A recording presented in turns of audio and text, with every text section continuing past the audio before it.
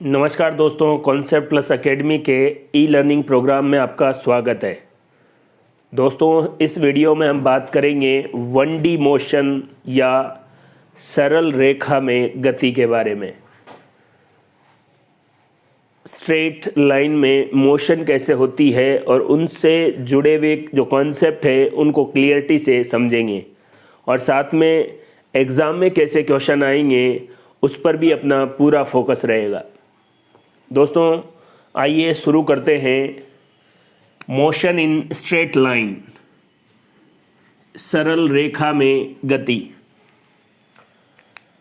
Motion या गति किसे कहते हैं, ये आपको डेफिनेशन का आइडिया होना चाहिए। दोस्तों, मेरे पास ये मार्कर है। 1 सेकंड बाद ये मार्कर यहाँ चला गया, 2 सेकंड बाद यहाँ चला गया। जैसे जैसे समय बदल रहा है, इस मार्कर की स्थिति बदल रही है। समय के सापेक्ष किसी वस्तु की स्थिति में जो परिवर्तन होता है उसको क्या कहते हैं, मोशन या गति कहते हैं। दोस्तों, स्ट्रेट लाइन के या सरल रेखा में जो गति है उसके कॉन्सेप्ट भले ही एग्ज़ाम में आपसे डायरेक्ट नहीं पूछे, लेकिन आने वाले टॉपिक्स में इनको कनेक्ट करके पूछा जाता है, इसलिए अच्छे तरीके से आप चीज़ों को समझें। पिछले बार हमने बात की थी यूनिट और डायमेंशन, या यूँ कह सकते हैं फिजिकल वर्ड और मेजरमेंट के बारे में। सिस्टमेटिक तरीके से आप चीज़ों को समझते आएंगे तो आपका कोई क्वेश्चन गलत नहीं होने वाला है। तो दोस्तों, गति किसे कहते हैं? अगर कोई वस्तु समय के सापेक्ष अपनी स्थिति बदलती रहे तो इसको क्या कहेंगे, मोशन या गति। Change in position of object, किसी एक ऑब्जेक्ट की पोजीशन बदलती रहे विद रेस्पेक्ट टू टाइम, किसके सापेक्ष, समय के सापेक्ष। गति की परिभाषा आपको अच्छे से पता हो गई है। अब आप कहें कि ये मार्कर मेरे पास है, 1 सेकंड बाद भी यही है, फिर 1 सेकंड, 2 सेकंड हो गए, 3 सेकंड हो गए, 4 सेकंड हो गए। मार्कर की स्थिति ये की यही है। अगर कोई वस्तु समय के सापेक्ष अपनी स्थिति बदले नहीं तो वो वस्तु रेस्ट या विरामावस्था में है। दोस्तों, अपने जो ऐप है उस पर जो भी वीडियो है वो आपको एग्ज़ाम के कॉन्सेप्ट पर फोकस करके बनाए हुए हैं। इधर उधर की फालतू बातें नहीं। आपको साइंटिस्ट नहीं बनाना है। जिस एग्ज़ाम की आप प्रिपरेशन कर रहे हैं उसके क्वेश्चन आपको आसानी से सॉल्व हो सके, ये पर्पज़ है मेरा। इसलिए चीज़ों को बड़े ध्यान से देखें और समझें। गति की परिभाषा के बाद हम बात करते हैं पॉइंट ऑब्जेक्ट या बिंदु वस्तु। आसान कॉन्सेप्ट है लेकिन गलत हो सकता है। कई बार नाम से आपको ऐसा लगता है कि पॉइंट ऑब्जेक्ट, बिंदु वस्तु, कि सर कोई छोटी सी वस्तु, बहुत कम साइज की वस्तु। ऐसा नहीं है दोस्तों। बिंदु वस्तु या पॉइंट ऑब्जेक्ट किसको कहा जाएगा? मान लीजिए आपके पास ये ऑब्जेक्ट है, ये कोई वस्तु है, ये रहा ऑब्जेक्ट। ये यहाँ से चला और इतनी इसने डिस्टेंस ट्रेवल कर ली। सपोज दैट इसके द्वारा ट्रेवल की गई जो डिस्टेंस है वो है r। अगर इस ऑब्जेक्ट के द्वारा ट्रेवल की गई डिस्टेंस इस ऑब्जेक्ट की साइज से बहुत ज़्यादा हो तो ये ऑब्जेक्ट क्या कहलाएगा, पॉइंट ऑब्जेक्ट। यदि वस्तु द्वारा तय की गई दूरी की तुलना में वस्तु का आकार बहुत छोटा हो तो वो वस्तु क्या कहलाएगी, बिंदु वस्तु। अगर ट्रेन जयपुर से जोधपुर जा रही है, ट्रेन बहुत बड़ा ऑब्जेक्ट है, लेकिन जयपुर से जोधपुर की दूरी उस ट्रेन की साइज से बहुत ज़्यादा है, इसलिए ट्रेन भी क्या हो गई, बिंदु वस्तु हो गई। एक प्लेन उड़ा और इंडिया से अमेरिका गया, उस प्लेन की साइज़ इंडिया और अमेरिका के बीच की डिस्टेंस से बहुत कम है, इसलिए वो भी क्या है, पॉइंट ऑब्जेक्ट। बिल्कुल गलतफहमी में नहीं रहे कि बिंदु वस्तु का मतलब छोटे आकार की वस्तु होती है। फिजिक्स में बिंदु वस्तु या पॉइंट ऑब्जेक्ट का मतलब है कि उस वस्तु के द्वारा तय की गई दूरी बहुत ज़्यादा हो उस वस्तु के साइज की तुलना में। कुछ इम्पॉर्टेंट कॉन्सेप्ट है, अगर आपको ये समझ में आएंगे तो मोशन से रिलेटेड कॉन्सेप्ट इजी वे में आपको पता लग जाएंगे। पहला है या एक इम्पॉर्टेंट कॉन्सेप्ट है निर्देश तंत्र या फ्रेम ऑफ रेफरेंस। इसके बारे में आप अच्छे से जानते हैं, लेकिन एक सटीक जानकारी आपको यहाँ पर मैं देने वाला हूँ। मैं फिर आपको कह रहा हूँ कि हम यहाँ पर कुछ ज़्यादा लंबी चौड़ी बातें, साइंटिफिक एनालिसिस ऐसा नहीं करने वाले हैं। हमारा पर्पज़ है आपका एग्ज़ाम क्लियर हो जाए। निर्देश तंत्र या फ्रेम ऑफ रेफरेंस क्या है? किसी ऑब्जेक्ट की स्थिति ज्ञात करने के लिए आपको तीन चीज़ें चाहिए। एक तो एक्सिस सिस्टम, ये एक्स अक्ष, ये वाई, और ये इसके परपेंडिकुलर होता है इधर, इसलिए उसको ऐसे लिखते हैं, ये जेड एक्सिस। तीन अक्ष है आपके पास, और ये तीनों अक्ष जिस पॉइंट पर मिलते हैं उसको कहते हैं ओरिजिन पॉइंट या मूल बिंदु, ओ से रिप्रेजेंट करते हैं। ये हो गया एक्सिस सिस्टम। अब आपका ऑब्जेक्ट इस एक्स एक्सिस पर कितनी डिस्टेंस पर है, वाई एक्सिस पर कितनी डिस्टेंस पर है, और जेड एक्सिस पर कितनी डिस्टेंस पर है। इसलिए आपको लेंथ का स्केल भी पता होना चाहिए। मान लो आप मेजरमेंट करने के लिए सेंटीमीटर ले रहे हैं, मीटर ले रहे हैं, मिलीमीटर ले रहे हैं, जो भी हो आपके पास स्केल होना चाहिए। आपके पास एक्सिस सिस्टम है, आपके पास किस एक्सिस पर डिस्टेंस सेंटीमीटर में, मीटर में, मिलीमीटर में लेंथ स्केल है, और तीसरी और इम्पॉर्टेंट बात, अब आपके पास टाइम स्केल होना ज़रूरी है, क्योंकि आप किसकी स्टडी करना चाह रहे हैं? मोशन की। ऑब्जेक्ट की पोजीशन में चेंज हो रहा है या नहीं हो रहा है। तो किसके रेस्पेक्ट में? वस्तु की स्थिति में होने वाला परिवर्तन किसके रेस्पेक्ट में? समय के सापेक्ष, समय के रेस्पेक्ट में। तो साथ में आपके पास घड़ी भी होनी चाहिए, तो ये है क्लॉक।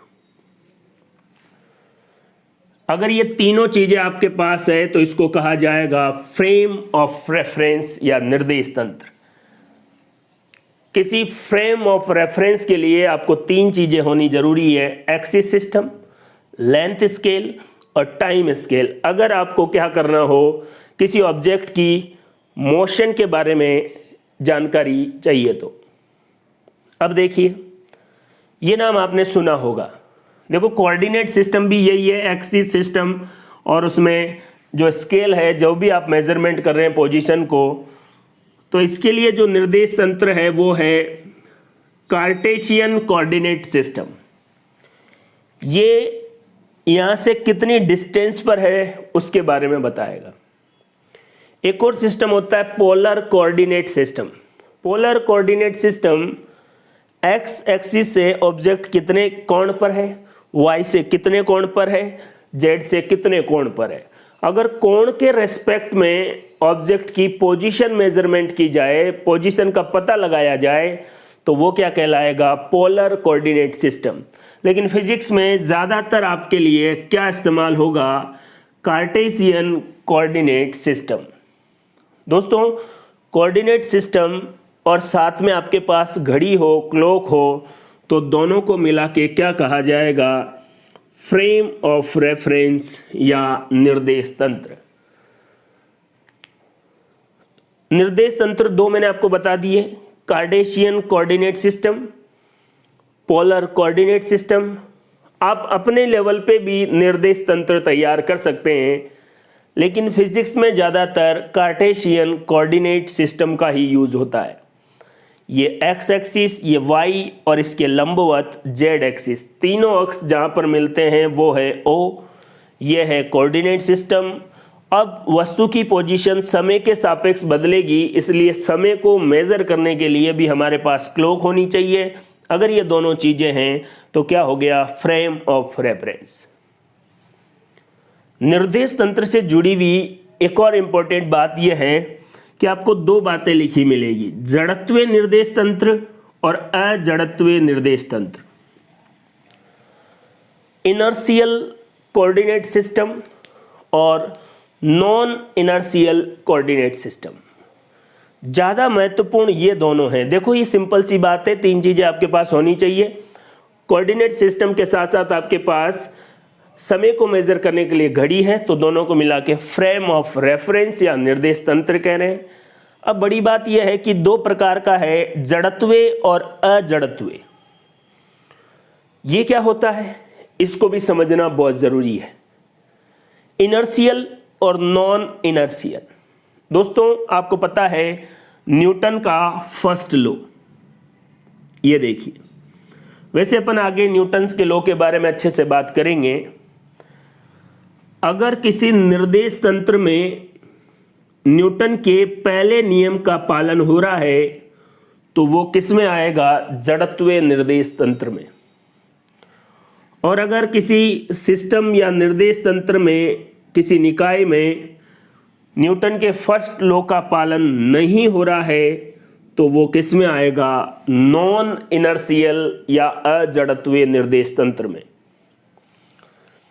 न्यूटन का फर्स्ट लॉ क्या होता है, थोड़ी सी जानकारी मैं आपको यहां पर दे देता हूं।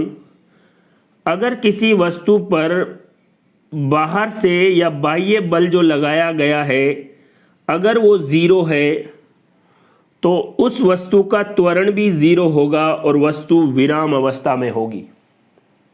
या यूं कह सकते हैं, अगर किसी वस्तु को गति करवानी है, अगर एक समान वेग से है तो आपको पता है उसमें भी त्वरण जीरो होगा। इसलिए मैं कह रहा हूं, ज़्यादा डीप में मैं आपको न्यूटन का फर्स्ट लॉ नहीं समझा रहा हूं, मैं तो सिंपल बात बता रहा हूं कि अगर किसी वस्तु को गति करवानी है तो उस पर बाह्य बल लगाना जरूरी है।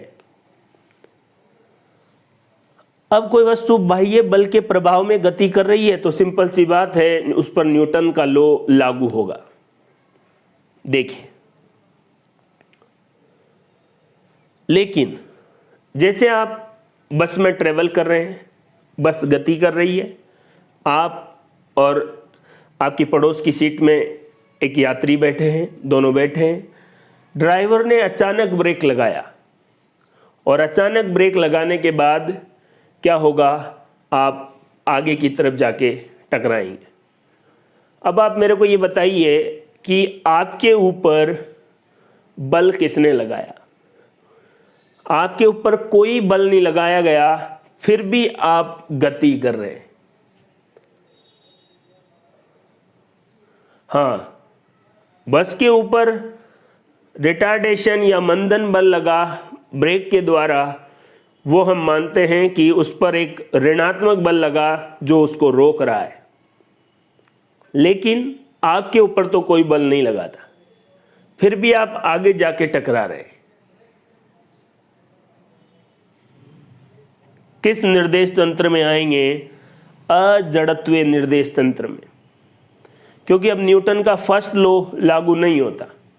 फर्स्ट लॉ तो कहता है कि अगर कोई वस्तु विराम अवस्था से गति करती है, अगर गति अवस्था में, गतिशील अवस्था में आएगी तो जब तक नहीं आएगी जब तक उस पर कोई बाह्य बल नहीं लगेगा।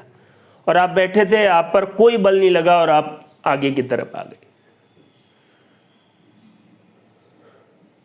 किस निर्देश तंत्र का हिस्सा है, अजड़त्वीय निर्देश तंत्र का। बस पर बल लगा है वो आप जानते हैं, लेकिन आप पर नहीं लगा है, इसलिए आप किस निर्देश तंत्र का हिस्सा है, अजड़त्वीय निर्देश तंत्र का। अब ये जो अजड़त्वीय निर्देश तंत्र वाले प्रॉब्लम है, इसको भी हम न्यूटन के फर्स्ट लॉ से रिलेट करके स्टडी करना चाहते हैं। ये आपने भी पढ़ा होगा, न्यूटन का फर्स्ट लॉ लागू नहीं हो रहा है। अब आप इसको सॉल्व या समझेंगे कैसे, एक्सटर्नल फोर्स तो लगा ही नहीं, फिर वस्तु गति कैसे कर रही है। इसके लिए हमें एक बल मानना पड़ता है, अज्यूम करना पड़ता है, जिसको सूडो फोर्स या छद्म बल कहते हैं। छद्म बल जैसा या सूडो फोर्स जैसा कोई बल नहीं लगा है। हम मान रहे हैं, जैसे माना कि मूलधन 100 रुपये है, वैसे माना कि किसी पर्टिकुलर डायरेक्शन में ये बल लगा होगा, और उस बल को लगाने के बाद उस सिस्टम को जो अजड़त्वीय निर्देश तंत्र में था उस पर हम कौन सा नियम अप्लाई कर सकते हैं? First law of Newton. मेरी बात अच्छे से समझे। जड़त्वीय निर्देश तंत्र कौन है? जिनमें न्यूटन का पहला नियम लागू होता है। अजड़त्वीय निर्देश तंत्र कौन है? जिन पर न्यूटन का पहला नियम लागू नहीं होता है। उदाहरण मैंने बस का आपको बताया है। न्यूटन का पहला नियम क्या है? अगर कोई वस्तु विराम अवस्था में है, उसको आपको गति प्रदान करनी है, तो उस पर बाह्य बल होना जरूरी है। अगर बाह्य बल 0 है तो वो विराम अवस्था में ही रहेगी। जब आप बस में चल रहे थे, आप पर कोई बल नहीं लगा, फिर भी आप गति कर रहे हैं, इसका मतलब न्यूटन के फर्स्ट लॉ के अकॉर्डिंग आप काम नहीं कर रहे हैं। इसको समझने के लिए कौन सा बल हम मानते हैं? फिर से कह रहा हूं, सूडो फोर्स या छद्म बल। तो ये बड़ी इंपॉर्टेंट कॉन्सेप्ट थे। हम ज़्यादातर कौन सा कोऑर्डिनेट सिस्टम इस्तेमाल करेंगे? Cartesian coordinate system. क्या होता है? कोऑर्डिनेट सिस्टम के साथ घड़ी हो, इसको फ्रेम ऑफ रेफरेंस। 2 टाइप के जो आपको अच्छे से याद रखना है। न्यूटन का पहला लॉ अगर लागू हो तो जड़त्वीय, और नहीं हो तो क्या होगा? अजड़त्वीय। बिंदु वस्तु और गति की डेफिनेशन। आइए और इम्पोर्टेंट कॉन्सेप्ट के बारे में भी बात करते हैं। निर्देश तंत्र के बाद हम बात करते हैं डिस्टेंस और डिस्प्लेसमेंट से जुड़े हुए कॉन्सेप्ट के बारे में। दोस्तों, ये बहुत ही बेसिक कॉन्सेप्ट है, इसको आप अच्छे से समझ लें। वैसे जनरली मैं ये मानता हूँ कि आपने इसके बारे में बहुत अच्छे से पढ़ रखा होगा, लेकिन नहीं भी पढ़ रखा हो तो भी आप यहाँ पर बिल्कुल सिस्टमेटिक और क्लियरिटी के साथ देखें। दोस्तों, पहला पॉइंट है डिस्टेंस या दूरी। दूरी क्या है? वास्तविक पथ की लंबाई। आप किसी एक पॉइंट से दूसरे पॉइंट तक जा रहे हैं, घूम के जा रहे हैं, कैसे भी जा रहे हैं, लेकिन फाइनल पॉइंट पे पहुंच गए। जब आप इनिशियल पॉइंट पे थे, प्रारंभिक बिंदु पर थे, फाइनल बिंदु तक चलने में आपको जितनी भी दूरी तय करनी पड़ी या जितनी भी लंबाई तय करनी पड़ी, वही क्या है? दूरी है। Length of actual path travel by object, इसको क्या बोलेंगे? दूरी, डिस्टेंस। दूरी धनात्मक होगी, कभी भी दूरी ऋणात्मक नहीं होगी। और दूरी जो है वो अदिश राशि है, स्केलर क्वांटिटी है, अदिश राशि है। एक कंडीशन मैं आपको दे रहा हूं, उससे मैं आपको क्लियर कर दूंगा कि डिस्टेंस और डिस्प्लेसमेंट में क्या डिफरेंस है, और बिल्कुल बेसिक तरीका है, आपको आराम से समझ में आएगा। डिस्टेंस की डेफिनेशन क्या है? वास्तविक पथ जो आपने तय किया है। आप अपने दोस्त के घर जा रहे हैं, उससे पहले आप किसी दुकान पे चले गए, फिर वहाँ से किसी और जगह चले गए, फिर दोस्त के घर गए, तो आपके घर से जब आप निकले, कहीं से भी गए हों, कुल जो लंबाई आपने तय की है वो है दूरी। कंडीशन फर्स्ट देखिए, अगर आप ए पॉइंट से बी पॉइंट तक चले सीधा, ए पॉइंट से बी पॉइंट तक की जो लंबाई है वो कितनी है? 1000 मीटर। कहीं आड़े टेढ़े नहीं गए आप, तो दूरी कितनी हो गई? 1000 मीटर। ये आपका पथ है, रास्ता है, उसकी लंबाई कितनी है? वही दूरी है।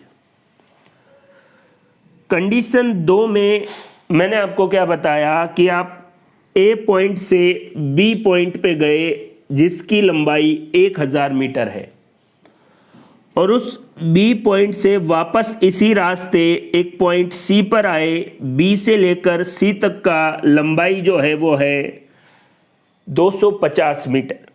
अब आपसे पूछे कि आपने डिस्टेंस कितना ट्रेवल किया, तो मैं आपको फिर बता रहा हूँ, कुल लंबाई आपने कितनी तय की। तो पहले आप ए से लेकर बी तक गए, उसके बाद बी से वापस सी पर आए, ए से लेकर बी तक गए, तब आप 1000 मीटर चले, बी से सी पर वापस आए 250 चले, और टोटल कितने आ गए 1250 मीटर। ये दूरी हो गई। कंडीशन 3 देखिए, आप ए पॉइंट से बी पॉइंट पे गए, ए बी, और बी पॉइंट से वापस ए पॉइंट पे आ गए। अब आपसे पूछे कि आपकी डिस्टेंस कितनी है, तो ए से बी की लंबाई 1000 और उसी लंबाई में वापस आया है, तो दोनों 1000 प्लस 1000 बराबर कितना हो गया 2000 मीटर। 3 कंडीशन लेके मैंने आपको दूरी कैलकुलेट करना बताया है। दूरी क्या है, वास्तविक पथ की लंबाई, length of actual path travel by object. दूरी धनात्मक होगी, कभी भी ऋणात्मक नहीं होगी, और क्या होगी, अदिश राशि होगी, स्केलर क्वांटिटी होगी। डिस्प्लेसमेंट देखिए क्या होता है। पहली बात, डिस्प्लेसमेंट या विस्थापन सदिश राशि है, वेक्टर क्वांटिटी है। सदिश और अदिश क्या होते हैं, इनको कैसे जोड़ा जाता है, कैसे गुणा किया जाता है, ये सब अपन पढ़ेंगे। लेकिन अभी डिस्टेंस और डिस्प्लेसमेंट में डिस्टेंस स्केलर क्वांटिटी है और डिस्प्लेसमेंट वेक्टर क्वांटिटी है। विस्थापन की परिभाषा क्या है कि आपके पास प्रारंभिक बिंदु है और अंतिम बिंदु है जहां पर आप पहुंच गए, उनके बीच की न्यूनतम दूरी। आप अपने घर से निकले थे, पहले दुकान पे गए, फिर किसी के घर गए, फिर आपके दोस्त के घर गए, कुल पथ की लंबाई दूरी है। लेकिन अब आपके घर से और फाइनल आप अपने दोस्त के घर गए, उसकी शॉर्टेस्ट डिस्टेंस को क्या कहेंगे, विस्थापन। आप इधर उधर घूम के कहाँ गए उससे कोई मतलब नहीं है। विस्थापन क्या है, प्रारंभिक और अंतिम बिंदु के बीच की न्यूनतम दूरी। सिंपल मैंने आपको बताया, इसी कॉन्सेप्ट को अपन विस्थापन में अप्लाई करते हैं। मान लीजिए हम कंडीशन फर्स्ट के बारे में बात करते हैं। कंडीशन फर्स्ट, कि आप पॉइंट ए से चले थे और पॉइंट बी पर जाके रुके, तो आपका इनिशियल पोजीशन ये है और फाइनल या अंतिम बिंदु ये है। यहां से यहां तक की शॉर्टकट दूरी यही है, क्योंकि ये बिल्कुल सीधा रास्ता है।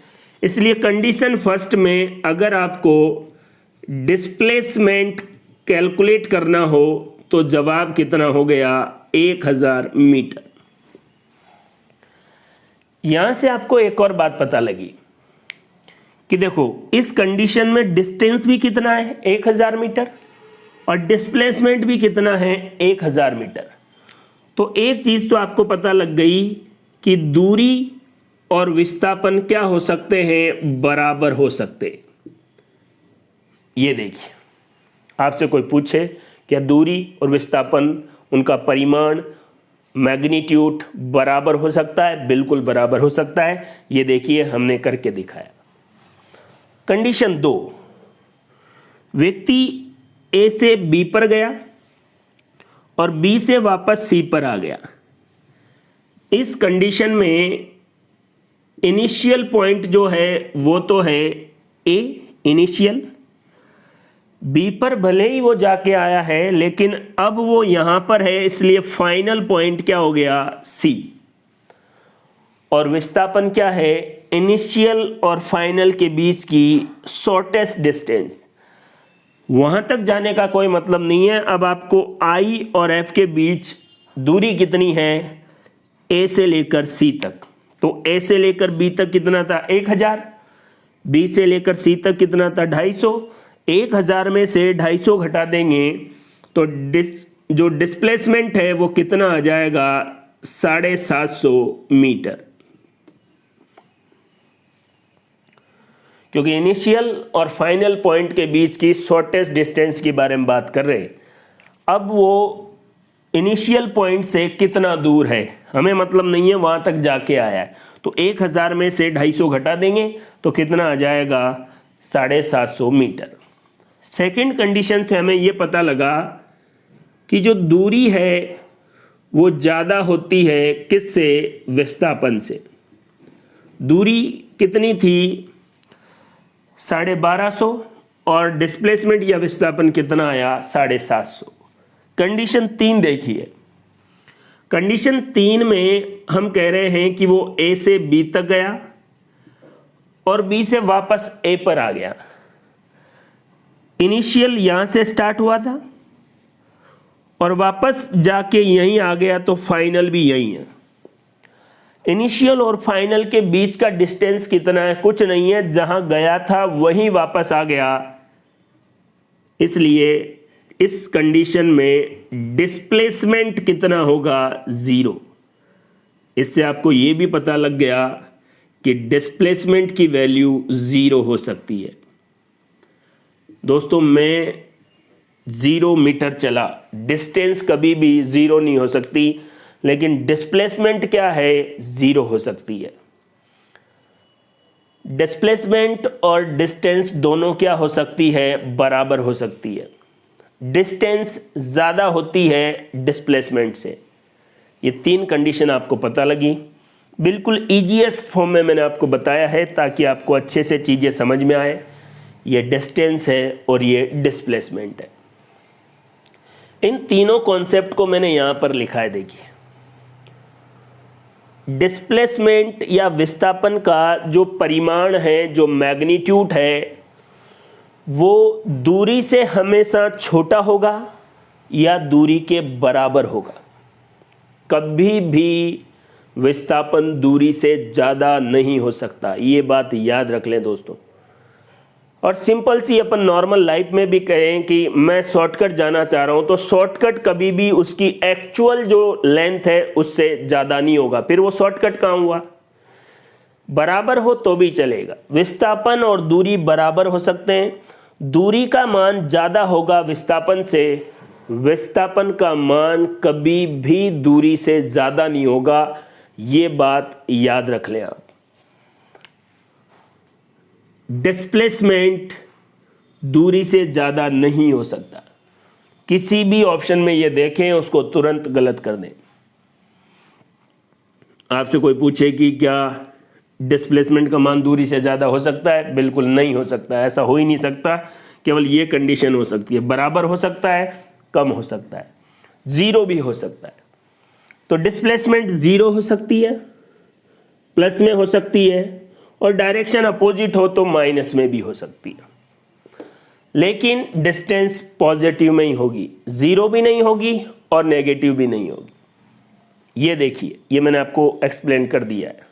एक और इंपॉर्टेंट बात, डिस्टेंस आपने जो पाथ ट्रेवल किया है, जिस रास्ते पर आप गए हैं, उस पर भी निर्भर करती है। लेकिन डिस्प्लेसमेंट कभी भी पथ पर निर्भर नहीं करती, उसे केवल इनिशियल और फाइनल कंडीशन से मतलब है। किस रास्ते से आप गए हैं कोई मतलब नहीं है। दोस्तों, एक तैयारी करने का पैटर्न डिस्टेंस है और एक तैयारी करने का पैटर्न विस्थापन है। मैं ये किताब पढ़ लूँ, वो किताब पढ़ लूँ, इसमें से आएगा कि नहीं आएगा, पूरी दुनिया भर की किताबें आपने इकट्ठा कर ली, एक भी बुक आपने ढंग से नहीं पढ़ी, उसके बाद रिजल्ट क्या आएगा ये भी आपको पता नहीं है। यहां देखिए, डिस्प्लेसमेंट क्या है कि अब आप कहां हैं और एग्जाम के बाद आप कहां हैं। कैसे पहुंचे हैं किसी को मतलब नहीं है। कोई कहे कि मैंने 10 बुक पढ़ी है, उनके क्वेश्चन सॉल्व किए हैं, आपने केवल वीडियो देखे, अच्छे से उनको बार बार रिवाइज किया और आपके नंबर उससे 20 ज़्यादा है। मैं फिर कह रहा हूं, ज़माना कंपटीशन का है, आपकी अप्रोच भी वैसी ही होनी चाहिए। नॉलेज गेन करने के लिए आपको ऐसा लग रहा है कि मैं हर चीज़ का रीज़न समझूं, तो आप एक बार सेलेक्ट हो जाइए, उसके बाद आराम से बैठ के किताबें पढ़िए। एक साथ 2 चीज़ें मत करिए। जब आप किसी एग्ज़ाम की तैयारी कर रहे हैं, जब आप ज़्यादा से ज़्यादा नॉलेज इकट्ठा या अपने आप को बिल्कुल परफेक्ट बनाने की कोशिश में मत जुटिए। अपना सिलेबस उठाइए, उस एग्ज़ाम की क्या रिक्वायरमेंट है उसको समझिए और तैयारी में जुट जाइए। हमें वो एग्ज़ाम क्रैक करना है, किसी भी कॉन्सेप्ट को उसी पर्पज़ से देखना है, उस एग्ज़ाम के पुराने पेपर देखने हैं, उनसे आपको आइडिया लगेगा कि एग्ज़ामिनर या इस एग्ज़ाम की रिक्वायरमेंट क्या है और उसी वे में पढ़ते चले जाइए। मैं हमेशा से कहता आ रहा हूँ, कई लोग कह सकते हैं कि ये पैटर्न ठीक नहीं है, पहले मैं बोर्ड पर बता देता हूँ और फिर ऐसा लगता है कि मैं पहले से लिखी हुई बात को ही समझा रहा हूँ। दोस्तों, जब मैं ये लिख सकता हूँ तो नॉर्मली भी आपको ये सारी बातें समझा सकता हूँ, लेकिन आपका टाइम ख़राब होगा। मैं लिखूँगा उसमें टाइम लगेगा, जो वीडियो 1 घंटे की आएगी उसमें कंटेंट 20 मिनट का होगा। और फिर मैं आपको कह रहा हूँ, आपको डिस्प्लेसमेंट चाहिए, न्यूनतम दूरी इनिशियल और फाइनल के बीच। फाइनल डेस्टिनेशन पर आप कैसे पहुंचे हैं, आपका रास्ता क्या है, इससे एग्जामिनर को कोई मतलब नहीं है। उसे बस क्वेश्चन सही चाहिए। आपने पूरा क्वेश्चन सॉल्व कर दिया और आंसर गलत आ गया, एकेडमिक में तो आप कह सकते हैं कि देखो सर केवल आंसर ही गलत है, हाफ या आधा नंबर ही कटेगा। कंपटीशन में ऐसा बिल्कुल नहीं है। आप एग्जामिनेशन की या परीक्षा की रिक्वायरमेंट समझें और तैयारी करें। मैं ये नहीं कह रहा कि मैं अच्छा पढ़ाता हूँ, मैं हर क्लास के पहले कह देता हूँ कि मैं घटिया पढ़ाता हूँ, लेकिन मैं इससे बढ़िया नहीं पढ़ा सकता। आपके एग्ज़ाम की रिक्वायरमेंट को ध्यान में रखकर मैंने बिल्कुल सिस्टमेटिक और शॉर्टेस्ट, कोई भी फालतू की बात नहीं। और शॉर्ट का मतलब ये नहीं कि आप फाइनल डेस्टिनेशन तक नहीं पहुंच पाए। डिस्प्लेसमेंट बहुत अच्छी चीज़ है, इधर उधर की बातें नहीं। अभी आप कहाँ थे और बाद में आप कहाँ हो, इनिशियल और फाइनल, किधर से गए क्या गए कोई मतलब नहीं है। विस्थापन पथ पर निर्भर नहीं करता है। देखिए, ये घूमते रहिए, वास्तविक पथ की लंबाई है, जिधर से भी गुजरना हो जाते रहिए, वहाँ तक पहुँचोगे। और विस्थापन इनिशियल और फाइनल के बीच की न्यूनतम दूरी। आपको फाइनल पॉइंट पे कम से कम दूरी में पहुंचना है तो क्या है, विस्थापन। और length of actual path travel by object क्या है, डिस्टेंस। लोग तैयारी डिस्टेंस के अकॉर्डिंग करते हैं। किस अप्रोच के साथ करनी चाहिए, डिस्प्लेसमेंट के साथ, कि मेरे को फाइनल पॉइंट तक पहुंचना है बिल्कुल शॉर्टकट रास्ते से। शॉर्टकट का मतलब ये नहीं है कि आप आधी चीज़ें पढ़ें, बस आप क्या पढ़ते हैं उससे ज़्यादा इम्पॉर्टेंट है कि आपके एग्ज़ाम को क्या चीज़ों की रिक्वायरमेंट नहीं है और आप ज़बरदस्ती वो पढ़े जा रहे हैं। तो दोस्तों, ये कॉन्सेप्ट है डिस्टेंस और ये है डिस्प्लेसमेंट। ये बहुत सारे एग्ज़ामों में पूछा जा चुका है।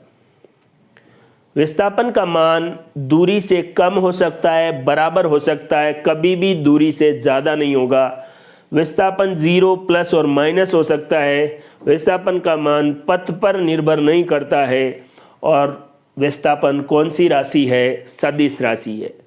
दूरी अदिश राशि है, इसका मान केवल धनात्मक होगा और इसका मान पथ पर निर्भर करेगा। और कुल पथ की लंबाई क्या है, दूरी है। डिस्टेंस और डिस्प्लेसमेंट को आप अच्छे से समझें। आगे जो भी कॉन्सेप्ट आएंगे, अब आप देखिए वेलोसिटी पढ़ेंगे, स्पीड पढ़ेंगे, ये कॉन्सेप्ट समझ में आया तो आगे वाले इजीली आपको समझ में आने वाले हैं। डिस्टेंस और डिस्प्लेसमेंट से जुड़े हुए कुछ इंपॉर्टेंट कॉन्सेप्ट के बारे में और बात करते हैं। एग्ज़ाम में जो क्वेश्चन आते हैं उनके कॉन्सेप्ट आपको यहीं से मिलेंगे, इसलिए इनको अच्छे से देखें। बिल्कुल सिंपल भी है और आपको इनका बार बार रिवीजन भी करना है। देखिए दोस्तों, पहला और सिंपल कॉन्सेप्ट, मान लो कोई ऑब्जेक्ट या व्यक्ति इस पॉइंट ए से 4 मीटर इधर पॉइंट बी पर चला और पॉइंट बी से 3 मीटर इधर पॉइंट सी पर पहुंच गया। अब आपसे इस कॉन्सेप्ट में पूछा गया है कि बताइए डिस्टेंस कितना है। तो आपको पता है डिस्टेंस क्या होता है, टोटल लंबाई, कुल लंबाई जो किसी भी ऑब्जेक्ट या व्यक्ति ने तय की है। पहले 4 मीटर चला, फिर 3 मीटर, और 4 और 3 कितने हो गए, 7 मीटर इसकी क्या हो गई, डिस्टेंस। लेकिन अब हमें डिस्प्लेसमेंट निकालना है, और डिस्प्लेसमेंट क्या होता है, इनिशियल पॉइंट ए और फाइनल पॉइंट सी के बीच ये जो न्यूनतम दूरी है इसको कैलकुलेट करना है। और आप जानते हैं अगर ये राइट एंगल है, समकोण त्रिभुज है, तो ये क्या हो गया इसका हाइपोटेनियस या कर्ण। अगर ये थीटा है, थीटा के सामने वाली भुजा क्या हो गई, परपेंडिकुलर या लंब, और ये क्या हो गया, आधार या बेस। और पाइथागोरस थ्योरम से कर्ण की वैल्यू निकाल लेंगे। वैसे आपको पता है कर्ण का स्क्वायर बराबर लंब का स्क्वायर प्लस आधार का स्क्वायर, या हाइपोटेनियस का स्क्वायर बराबर परपेंडिकुलर का स्क्वायर प्लस बेस का स्क्वायर। हाइपोटेनियस निकालना है, परपेंडिकुलर कितना है 3 और बेस कितना है 4, 3 का स्क्वायर कितना हो गया 9, 4 का स्क्वायर कितना हो गया 16। दोनों को टोटल किया तो कितना 25। हाइपोटेनियस या कर्ण के स्क्वायर की वैल्यू कितनी आ गई 25, इसलिए कर्ण की वैल्यू या हाइपोटेनियस की वैल्यू कितनी आ गई 5 मीटर। यहाँ से यहाँ तक की डिस्टेंस कितनी आ गई 5 मीटर। और इसी न्यूनतम दूरी को ही क्या कहते हैं, विस्थापन। तो विस्थापन की वैल्यू कितनी आ गई 5 मीटर। एक पैटर्न तो ये आ सकता है। अब वो आपको बोलेगा तो आपको ये पता होना चाहिए कि पाइथागोरस थ्योरम से हम किसी भी राइट एंगल का हाइपोटेनियस या कर्ण निकाल सकते हैं, और यहाँ इनिशियल और फाइनल के बीच की जो शॉर्टकट दूरी है वो कर्ण या हाइपोटेनियस है, तो उसकी जो वैल्यू होगी वही डिस्प्लेसमेंट होगा। एक कॉन्सेप्ट ये। दूसरा कॉन्सेप्ट ये रहा, एक खेत है जिसकी लंबाई 40 मीटर है और चौड़ाई 30 मीटर है। एक किसान इस खेत के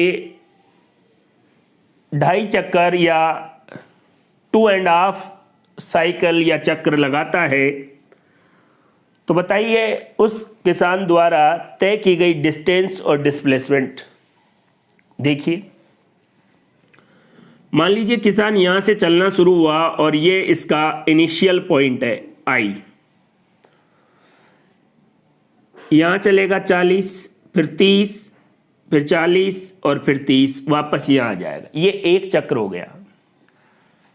अब इस आयताकार खेत के एक चक्कर लगाने में जो दूरी तय की उसने वो 40, 30, 70, और ये 40 और 30, 70, 70 और 70, 140 मीटर एक चक्र लगाने में।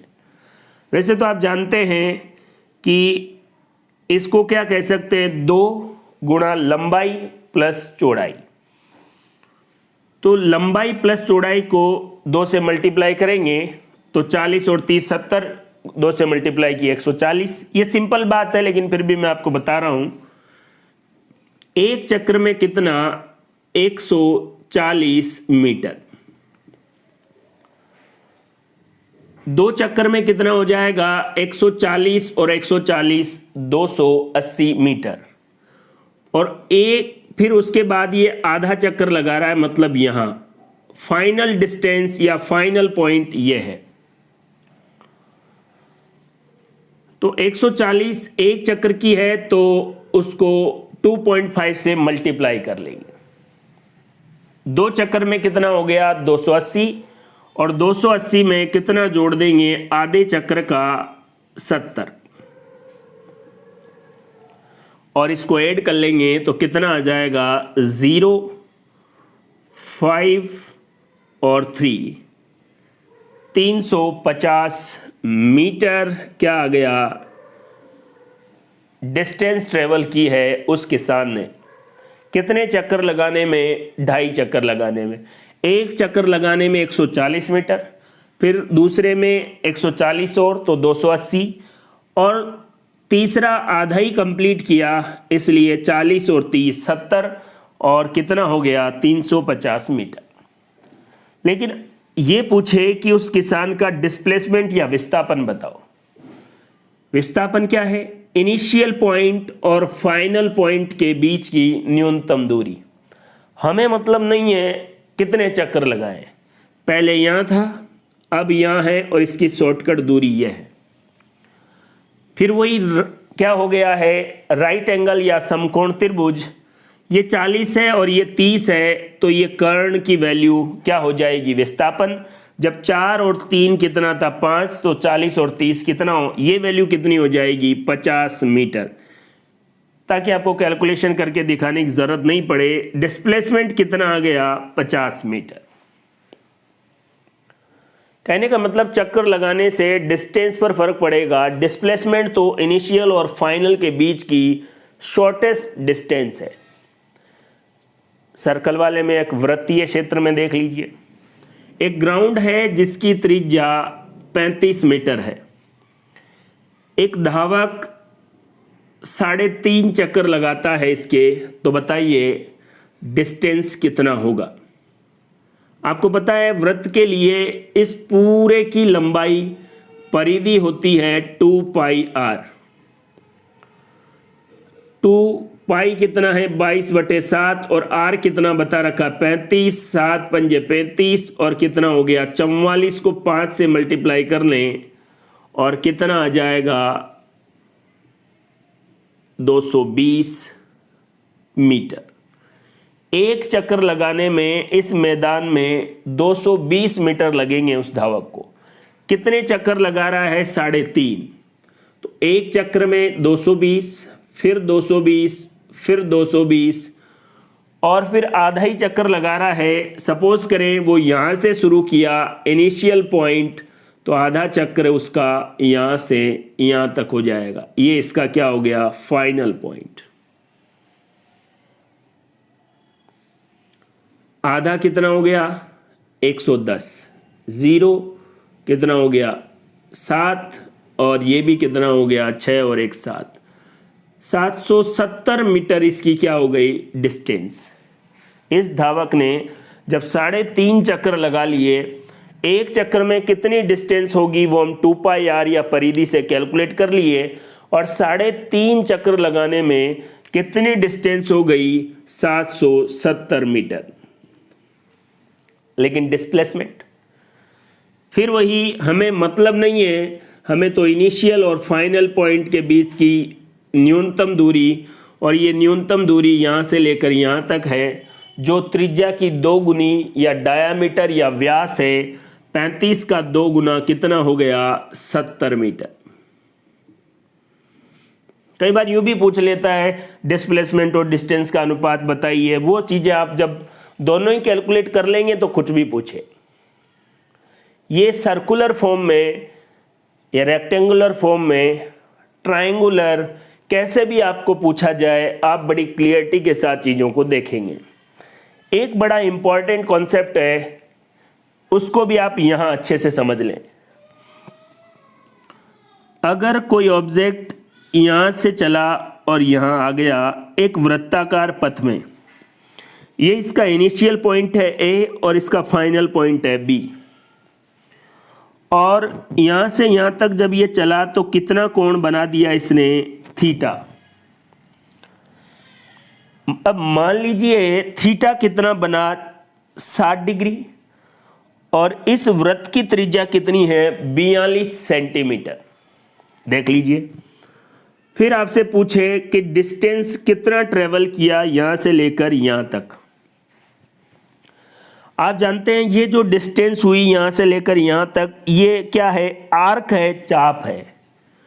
चाप का फॉर्मूला आपको निकालना है, तो थीटा बराबर चाप बटे त्रिज्या होता था। चाप निकालना है तो थीटा को किससे गुणा कर देंगे त्रिज्या से, तो ये देख लीजिए चाप या आर्क का मान, और चाप की जो वैल्यू आएगी वही डिस्टेंस की आएगी, क्योंकि यहाँ से यहाँ तक उसने वही डिस्टेंस ट्रेवल किया है।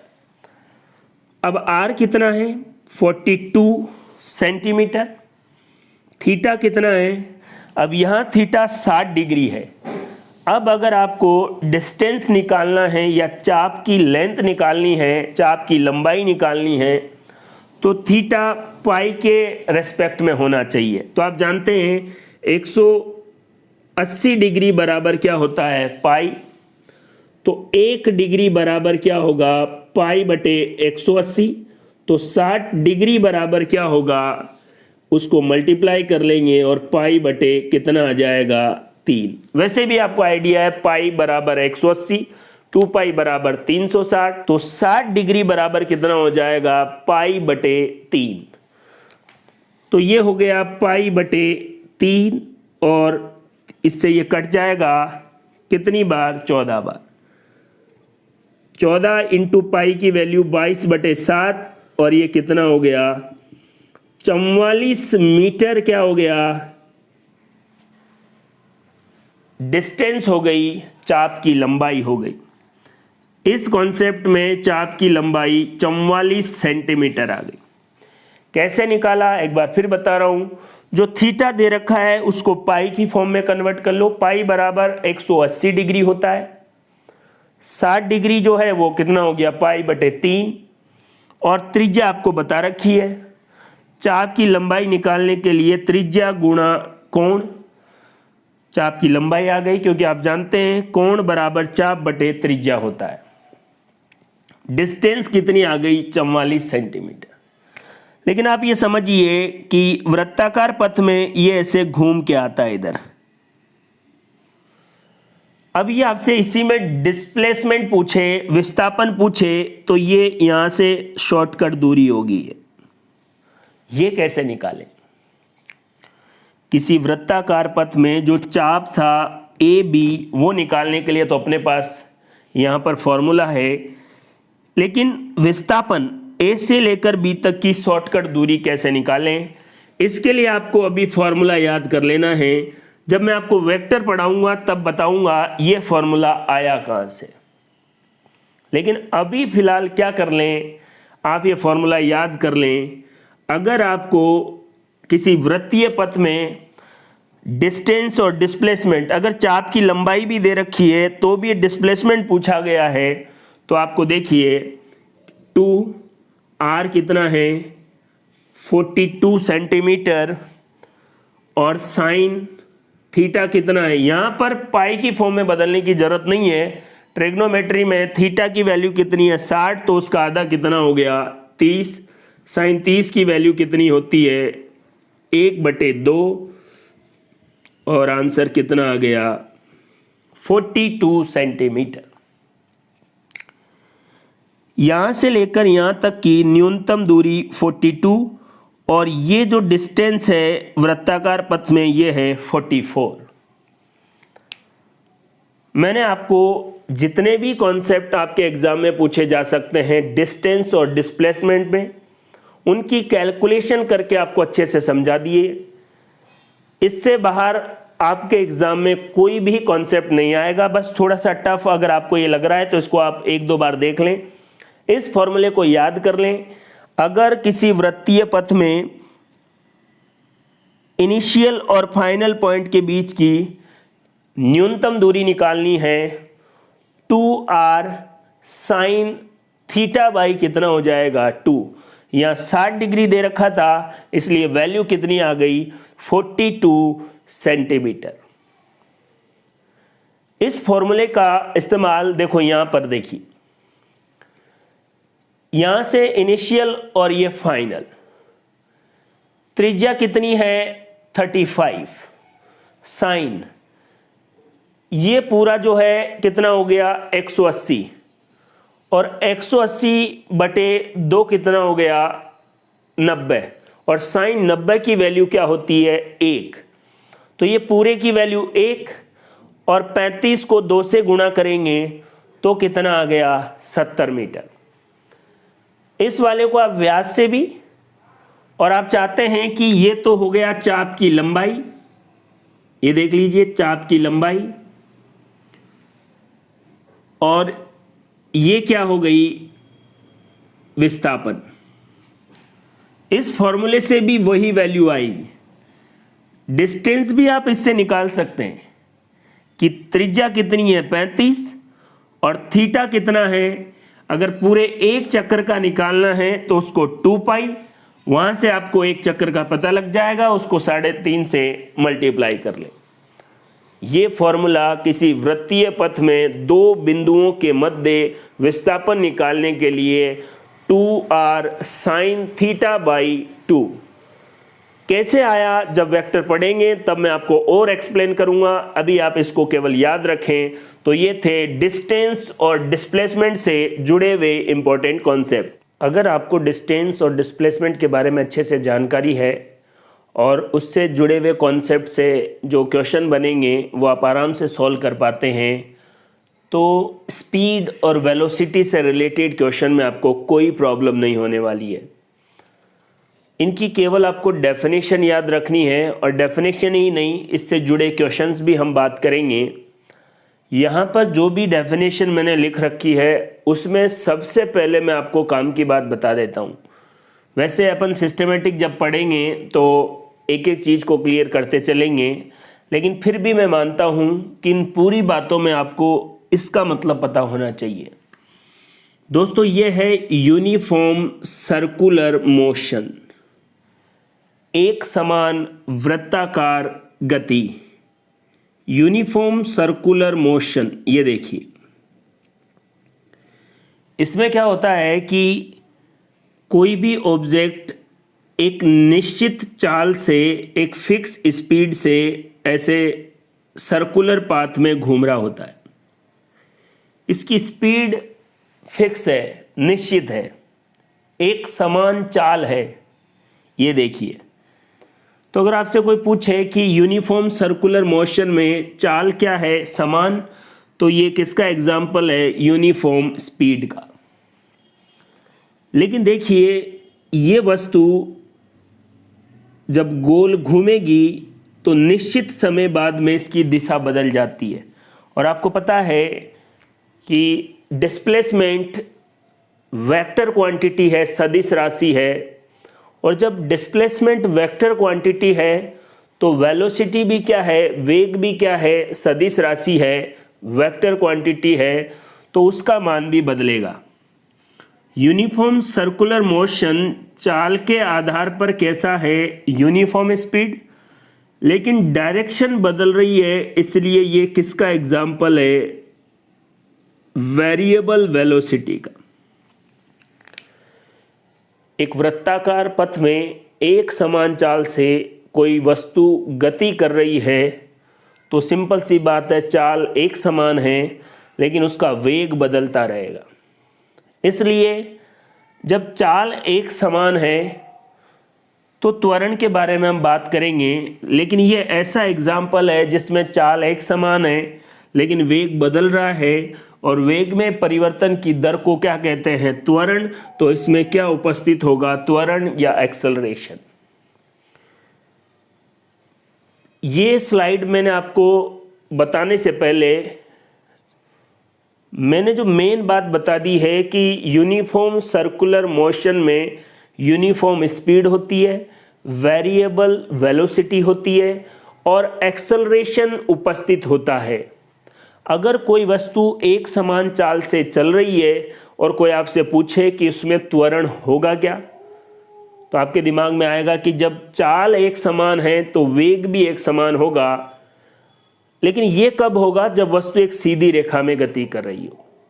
लेकिन यहाँ पर वस्तु वृत्तीय पथ में है तो चाल एक समान है लेकिन दिशा बदल रही है, इसलिए वेग बदल रहा है और इसमें क्या उपस्थित होगा, त्वरण। तो आइए दोस्तों हम बात करते हैं चाल के बारे में। चाल या स्पीड, इकाई समय में वस्तु द्वारा तय की गई दूरी। मैंने सीधा लिख दिया 1 सेकंड में वस्तु द्वारा तय की गई दूरी। और दोस्तों ये जो चाल है ये अदिश राशि है और इसका मात्रक मीटर प्रति सेकंड होता है। स्पीड का फॉर्मूला डिस्टेंस अपॉन टाइम। बचपन में आपको मैथमेटिक्स में कुछ आता हो चाहे नहीं आता हो, लेकिन चाल बराबर दूरी बटा समय जरूर आता था। अगर आपसे पूछे औसत चाल या एवरेज स्पीड, तो कुल दूरी कितनी तय हुई है और कुल कितना समय लगा है, total distance upon total time, ये क्या हो जाएगी, एवरेज स्पीड। अब आपको डिस्टेंस कैलकुलेट करना आती है या कुल पथ की लंबाई है, उसमें कैलकुलेशन जैसा कुछ है नहीं, लेकिन आती है और कुल समय पता है, तो आप एवरेज स्पीड निकाल सकते हैं। मेन फोकस है डिस्टेंस और डिस्प्लेसमेंट वाले कॉन्सेप्ट पर। अगर वो आपको अच्छे से आते हैं तो स्पीड और वेलोसिटी आपके लिए बिल्कुल आसान है। वेलोसिटी क्या है, डिस्प्लेसमेंट अपॉन टाइम, विस्थापन बटा समय। वही 1 सेकंड में तय किया गया विस्थापन क्या कहलाएगा, वेलोसिटी या वेग। वेग क्या है, सदिश राशि है, वेक्टर क्वांटिटी है, और इसका भी मात्रक या यूनिट क्या होता है, मीटर प्रति सेकंड। एवरेज वेलोसिटी या औसत वेग वही total displacement upon total time. अभी हमने बात की थी, और ये बहुत ही ज़्यादा इम्पॉर्टेंट कॉन्सेप्ट है एग्ज़ाम के लिए, कि दूरी का मान हमेशा विस्थापन से ज़्यादा होगा या क्या हो सकता है, बराबर। कभी भी दूरी जो है वो विस्थापन से कम नहीं हो सकती। सेम यही चीज़ कहाँ लगेगी, यहाँ कि एवरेज वेलोसिटी और एवरेज स्पीड में अगर रिलेशन आपको ध्यान रखना है, तो एवरेज वेलोसिटी कम होगा या बराबर होगा किसके, एवरेज स्पीड के। क्योंकि दूरी क्या निकालती है, स्पीड, और विस्थापन क्या निकालता है, वेलोसिटी। तो इसी फॉर्मूले को वेलोसिटी के रिस्पेक्ट में हमने यहाँ लिख दिया। पता चला हमने आपको ये समझा दिया और एग्जाम में ये आ गया, तो आपने तो बताया ही नहीं। तो दोनों फॉर्मूले में रिलेशन, और बिल्कुल सेम सी बात है, दूरी से क्या निकलेगा, स्पीड, और विस्थापन से क्या निकलेगा, वेलोसिटी। एवरेज वेलोसिटी कभी भी एवरेज स्पीड से ज़्यादा नहीं हो सकती। फिर है दोस्तों एक समान चाल, यूनिफॉर्म स्पीड। अगर कोई वस्तु समान समय अंतराल में एक फिक्स टाइम इंटरवल में समान दूरी तय करे, तो आप कहेंगे कि वो वस्तु एक समान चाल से चल रही है। अगर आप 1 घंटे में 50 किलोमीटर, अगले 1 घंटे में फिर 50 किलोमीटर, अगले 1 घंटे में फिर 50 किलोमीटर, अगर आप ऐसे दूरी तय कर रहे हैं, तो आप यूनिफॉर्म स्पीड से ट्रेवल कर रहे हैं। ये देख लीजिए। लेकिन यहां से क्वेश्चन ये आएगा कि जब आप यूनिफॉर्म स्पीड से ट्रेवल कर रहे हैं, एक समान चाल से गति कर रहे हैं, तो जो दूरी समय ग्राफ है वो क्या आएगा, सीधी रेखा आएगा। जैसे ये दूरी और ये समय, और ये ग्राफ ऐसे सीधी रेखा अगर आपको मिले, तो आप क्या कहेंगे कि कोई वस्तु एक समान चाल से चल रही है। या तो ऐसे पूछे कि एक समान चाल से कोई वस्तु चल रही है, तो दूरी समय ग्राफ कैसा आएगा, सीधी रेखा। या ऐसे पूछे कि अगर दूरी समय ग्राफ सीधी रेखा है, तो बताओ वस्तु कौन सी चाल से चल रही है, एक समान चाल या यूनिफॉर्म स्पीड से। बिल्कुल सिंपल है। यहाँ देखिए, ये मैं आपको अभी बता रहा था। अब आपसे कोई पूछे कि एक वस्तु एक समान चाल से चल रही है, बताओ उस वस्तु में त्वरण होगा या नहीं होगा। तो आप आराम से सोचें। अगर वस्तु एक समान चाल से चल रही है, कहने का मतलब चाल में कोई परिवर्तन नहीं है, तो वेग में भी कोई परिवर्तन नहीं होगा। और जब वेग में परिवर्तन नहीं होगा, तो त्वरण भी नहीं होगा, क्योंकि त्वरण क्या होता है, वेग में परिवर्तन की दर क्या कहलाती है, त्वरण। लेकिन ऐसा कब होगा, जब वस्तु एक सीधी रेखा में गति कर रही है। अगर कोई वस्तु एक सीधी रेखा में, मैं तो यूं कहता हूं कि अगर वस्तु की दिशा नहीं बदल रही है, तो जो चाल होगी वही वेग होगा। वेग जो है वो डिपेंड दिशा पर करता है, क्योंकि वो सदिश राशि है। तो एक समान चाल से वस्तु एक सीधी रेखा में गति कर रही है तो वेग भी क्या होगा, एक समान, और समान वेग होगा तो कोई परिवर्तन नहीं हो रहा है वेग में, इसलिए त्वरण क्या होगा, 0। लेकिन एक उदाहरण है यूनिफॉर्म सर्कुलर मोशन। इसमें क्या होगा कि वस्तु एक समान चाल से चल तो रही है लेकिन सीधी रेखा में नहीं, वृत्ताकार फॉर्म में चल रही है। इसलिए वस्तु की दिशा बदलती रहती है और दिशा बदलने के कारण वेग में परिवर्तन हो जाता है, इसलिए उसमें त्वरण उपस्थित होता है। तो अगर कोई वस्तु एक समान चाल से सीधी रेखा में चल रही है तो कोई त्वरण नहीं होगा, लेकिन अगर वृत्तीय पथ में चल रही है तो त्वरण उपस्थित होगा। तो मैंने यहाँ पर लिखा है कि एक समान चाल से कोई वस्तु या यूनिफॉर्म स्पीड से कोई वस्तु चल रही है तो त्वरण हो भी सकता है और नहीं भी हो सकता है। नहीं का मतलब जब वस्तु सरल रेखा में चल रही हो, और होगा कब, जब वस्तु एक समान वृत्ताकार गति कर रही हो। अगला है परिवर्तनीय चाल, वेरिएबल स्पीड। पहले 1 घंटे में आप 50 किलोमीटर चले, अगले 1 घंटे में आप 20 किलोमीटर चले, अगले 1 घंटे में आप 30 किलोमीटर चले। अब आपकी चाल एक निश्चित समय अंतराल में बार बार बदल रही है। अगर समान समय अंतराल में दूरी जो है वो असमान हो तो उसको क्या कहेंगे, परिवर्तनीय चाल। और परिवर्तनीय चाल में दूरी और समय का ग्राफ क्या होगा, जिगजैग होगा, कभी ज़्यादा कभी कम, ऐसे सीधी रेखा प्राप्त नहीं होगी। दोस्तों एक बड़ी बात यह है कि अगर चाल बदल रही है तो फिर वेग बदलेगा ही बदलेगा,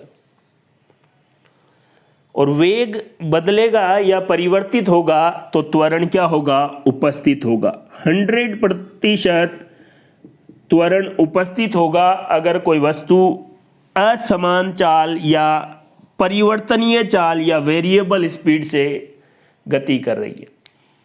लेकिन अगर यूनिफॉर्म स्पीड से ट्रेवल कर रही है तो त्वरण हो भी सकता है और नहीं भी हो सकता।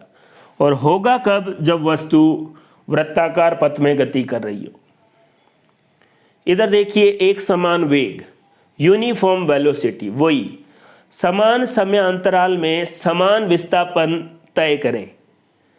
जो डिस्प्लेसमेंट है, मान लो 10 सेकंड में आप डिस्प्लेसमेंट 20 मीटर, अगले 10 सेकंड में भी 20 मीटर, मतलब विस्थापन सेम होना चाहिए। और अगर सेम होगा तो विस्थापन समय ग्राफ वही क्या प्राप्त होगा, सीधी रेखा। अगर विस्थापन समय ग्राफ सीधी रेखा है तो वस्तु किससे ट्रेवल कर रही है, एक समान वेग से। या एक समान वेग है तो विस्थापन समय ग्राफ क्या होगा, सीधी रेखा। जब यूनिफॉर्म है, वेलोसिटी बदल ही नहीं रही है, एक ही वेग से वस्तु चली जा रही है, तो त्वरण अनुपस्थित होगा, क्योंकि आपको पता है वेग में परिवर्तन की दर क्या कहलाती है, त्वरण। और त्वरण होगा ही नहीं जब वेग बदल ही नहीं रहा है। अब देखिए, परिवर्तनीय वेग या वेरिएबल वेलोसिटी या असमान वेग, अगर समान समय अंतराल में वस्तु अलग अलग विस्थापन तय करें तो उसको क्या बोलेंगे, वेरिएबल वेलोसिटी। और वेरिएबल वेलोसिटी में विस्थापन और समय का ग्राफ वही जिगजैग आएगा, सीधी रेखा प्राप्त नहीं होगी, कभी कम कभी ज़्यादा। जब वेग बदलेगा तो त्वरण क्या होगा, उपस्थित होगा, क्योंकि वेग में परिवर्तन की दर त्वरण या एक्सेलरेशन है। यूनिफॉर्म सर्कुलर मोशन ऐसी मोशन है जिसमें चाल एक समान है लेकिन वेग बदलता रहता है, इसलिए इसमें त्वरण उपस्थित होता है। यहां से क्वेश्चन, ये 2 इंपॉर्टेंट बातें, ग्राफ से संबंधित क्वेश्चन और किसमें त्वरण होगा और किसमें नहीं होगा। देखिए, यहां पर अपने पास ये 2 है, परिवर्तनीय चाल हो चाहे परिवर्तनीय वेग हो, वेरिएबल स्पीड हो चाहे वेरिएबल वेलोसिटी हो, इन दोनों कंडीशन में तो 100% क्या होगा, एक्सेलरेशन होगा। तो इनमें तो कोई कंफ्यूजन ही नहीं है, वेरिएबल वाले के बारे में तो आपको सोचना ही नहीं है। अब देखो, इसको देखो, यूनिफॉर्म वेलोसिटी, एक समान वेग, और त्वरण क्या होता है, वेग में परिवर्तन की दर। तो इसको पढ़ते ही आपको पता लग जाना चाहिए कि इसमें बिल्कुल भी एक्सेलरेशन नहीं होगा। कंफ्यूजन केवल एक में ही तो है, बाकी में तो कंफ्यूजन होना ही नहीं चाहिए। जब वेरिएबल स्पीड आ जाए, चाहे वेरिएबल वेलोसिटी आ जाए, वहां तो त्वरण होगा ही होगा। यूनिफॉर्म वेलोसिटी है तो उसमें बिल्कुल नहीं होगा, क्योंकि वेग बदल ही नहीं रहा। आपको किस पर फोकस करना है? यूनिफॉर्म स्पीड पर। कि अगर कोई वस्तु एक समान चाल से चल रही है और कोई आपसे पूछे कि बताओ त्वरण उपस्थित होगा या नहीं होगा, तो आपको सोचना है कि एक समान चाल से वस्तु कौन से पथ में चल रही है। अगर वस्तु एक समान चाल से सरल रेखीय पथ में चल रही है तो वेग भी एक समान होगा, इसका मतलब त्वरण नहीं होगा, जो मैंने यहां क्रॉस किया। अगर वस्तु एक समान चाल से ही चल रही है लेकिन वृत्ताकार पथ में गति कर रही है तो उसमें त्वरण होगा, क्योंकि वृत्ताकार पथ में दिशा बदलती रहती है और दिशा बदलने से क्या होगा? विस्थापन बदलेगा, और विस्थापन बदलेगा तो वेग बदलेगा। इसलिए इस कंडीशन में परिवर्तनीय वेग होगा। किसमें एक्सेलरेशन होगा आपको पता होना चाहिए। एक समान वेग है तो विस्थापन समय ग्राफ सीधी रेखा। अगर विस्थापन समय ग्राफ सीधी रेखा नहीं है, टेढ़ी मेढ़ी रेखा है, जिगजैग रेखा है, तो वस्तु परिवर्तनीय वेग या वेरिएबल वेलोसिटी से ट्रेवल कर रही है। ऐसा ही यहाँ पर है। आपको ज़्यादा फोकस इस पॉइंट पर करना है। अगर आपको ये वाला फॉर्मूला पता है तो इजीली आप ये भी सॉल्व कर सकते हैं। बचपन से आप स्पीड बराबर डिस्टेंस अपॉन टाइम और यहाँ पर वेलोसिटी बराबर डिस्प्लेसमेंट अपॉन टाइम पढ़ रहे हैं। इसकी यूनिट मात्रक भी मीटर प्रति सेकंड और इसकी भी मीटर प्रति सेकंड ही होती है। ये स्केलर क्वांटिटी है और ये वेक्टर क्वांटिटी है। जब वेलोसिटी वेक्टर क्वांटिटी है, डिस्प्लेसमेंट वेक्टर क्वांटिटी है। यहाँ पर स्पीड जो है वो डिस्टेंस पर डिपेंड कर रही है, इसलिए दोनों स्केलर क्वांटिटी है। Distance, displacement, speed, velocity, average speed, average velocity, क्या रिलेशन है इनमें। और यूनिफॉर्म सर्कुलर मोशन, कई बार एक वर्ड आता है तात्क्षणिक चाल या इंस्टेंटेनियस स्पीड। किसी पर्टिकुलर समय पर, किसी निश्चित समय पर जो चाल है उसको कहा जाएगा तात्क्षणिक चाल, या निश्चित समय पर जो वेग है उसको कहा जाएगा तात्क्षणिक वेग, इंस्टेंटेनियस वेलोसिटी।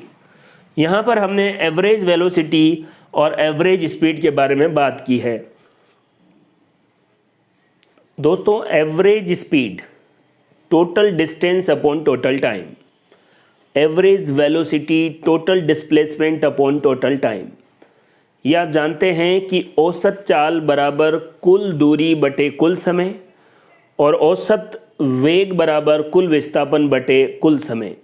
लेकिन कई बार कुछ फॉर्मूलों में ऐसे आपको अजीब सा लगता है कि ये माइनस कहाँ से आ गया। उनको तो जोड़ना पड़ता है, या कुल दूरी को तो जोड़ना पड़ेगा, लेकिन यहाँ आप ध्यान से देखिए। दो अप्रोच मैं आपको सेम जैसे एवरेज स्पीड और एवरेज वेलोसिटी में बता रहा हूँ। दोस्तों, यहाँ ये कोई ओरिजिन पॉइंट या मूल बिंदु है जिसके लिए डिस्टेंस s बराबर 0 और t बराबर 0 स्टार्टिंग पॉइंट। यहाँ से कोई वस्तु इस रास्ते से पॉइंट P1 पर आई, उसने T1 समय में S1 दूरी तय की। P1 से इस रास्ते वस्तु S2 या P2 पॉइंट पर आई जिसने S2 दूरी और टाइम लगा कितना? T2। यहाँ से यहाँ तक डिस्टेंस S1, यहाँ से और यहाँ तक कितना? S2। याद रखें ये S2 यहाँ से लेकर यहाँ तक नहीं है, यहाँ से यहाँ तक की डिस्टेंस है S1 और यहाँ से यहाँ तक की डिस्टेंस है S2। वस्तु को यहाँ से यहाँ तक जाने में लगा समय T1 और यहाँ से यहाँ जाने में लगा समय T2। इस बात को आप क्लियरिटी से समझ लें। यही यहाँ है, ये ओरिजिन पॉइंट हो। इस वस्तु को यहाँ से P1 पॉइंट पर जाने में कितना समय लगा है t1, और यहाँ से लेकर यहाँ तक की न्यूनतम दूरी जिसको विस्थापन कहते हैं वो है r1। इसको यहाँ से और यहाँ तक जाने में समय लगा है t2, और यहाँ से डायरेक्ट यहाँ तक की न्यूनतम दूरी जिसको विस्थापन कहते हैं वो है r2। ये जो ऊपर है तीर का निशान, इसका मतलब विस्थापन कौन सी राशि है? सदिश राशि है। O से लेकर P1 तक S1, O से लेकर P2 तक क्या होगा? S2। O P1 या S1 डिस्टेंस ट्रेवल करने में T1 टाइम, O P2 या S2 दूरी तय करने में T2 टाइम। ऐसा यहाँ है, O से लेकर P1 का ये सीधा हो गया डिस्प्लेसमेंट जिसको R1, और O से लेकर P2 तक सीधा डिस्प्लेसमेंट हो गया जिसको कह रहे हैं R2। ये ध्यान से देखिए आप। अब एग्जाम में सवाल आया कि बिंदु P1 से लेकर P2 तक औसत चाल ज्ञात करो। तो स्टूडेंट के दिमाग में ये आता है कि देखो एक दूरी S1 दूसरी S2, दोनों को जोड़ दो, T1 और T2 समय को जोड़ दो, क्योंकि कुल दूरी बटे कुल समय। यहाँ पर भी ऐसा आता है कि कुल विस्थापन कितना है R1 और R2, और कुल समय कितना है T1 और T2, आ जाएगा एवरेज वेलोसिटी। लेकिन ऐसा नहीं है, आपसे पूछ रहा है P1 और P2 पॉइंट के बारे में। यहां से लेकर यहां तक जाने में एवरेज स्पीड, देखिए कुल दूरी यहां से लेकर यहां तक की कुल दूरी कितनी है? यहां से यहां तक की टोटल है S2, यहां से लेकर यहां तक है S1, तो S2 में से क्या माइनस हो जाएगा? S1। यहां तक जाने में लगा समय T2, और यहां तक जाने में लगा समय T1। T2 में से क्या माइनस हो जाएगा? T1, और आपके पास एवरेज वेलोसिटी या एवरेज स्पीड का आंसर आ जाएगा। एवरेज वेलोसिटी में क्या होगा? कुल विस्थापन। यहां से यहां तक की शॉर्टकट दूरी या विस्थापन कितना है? R2। उसमें से घटा देंगे यहां से यहां तक का, तो यहां से यहां तक की शॉर्टकट दूरी आ जाएगी ये R2 माइनस R1, और टाइम क्या हो जाएगा? T2 minus T1। ये क्या हो जाएगा? Average velocity. वैसे ये बिल्कुल आसान था, कोई बड़ी बात नहीं है कि जिन दो बिंदुओं के बारे में आपसे पूछा गया है उनके बीच की कुल दूरी और वहाँ से वहाँ तक जाने में लगा कुल समय। ऐसा ही यहाँ है, जिन दो बिंदुओं के बारे में आपसे पूछा गया था उनके मध्य का कुल विस्थापन और एक बिंदु से दूसरे बिंदु तक जाने में लगा कुल समय। लेकिन ये फॉर्मूले आपको परेशान कर सकते हैं।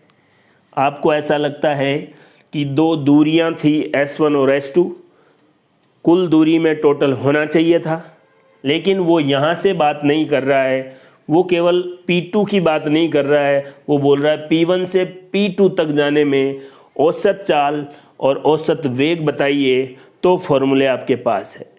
इस कॉन्सेप्ट को आप बड़े ध्यान से देखेंगे, क्योंकि इसको देखने के बाद आपका जो नॉर्मल फॉर्मूला है औसत चाल और औसत वेलोसिटी का, उसमें आप कंफ्यूज होने की कोशिश करते हैं।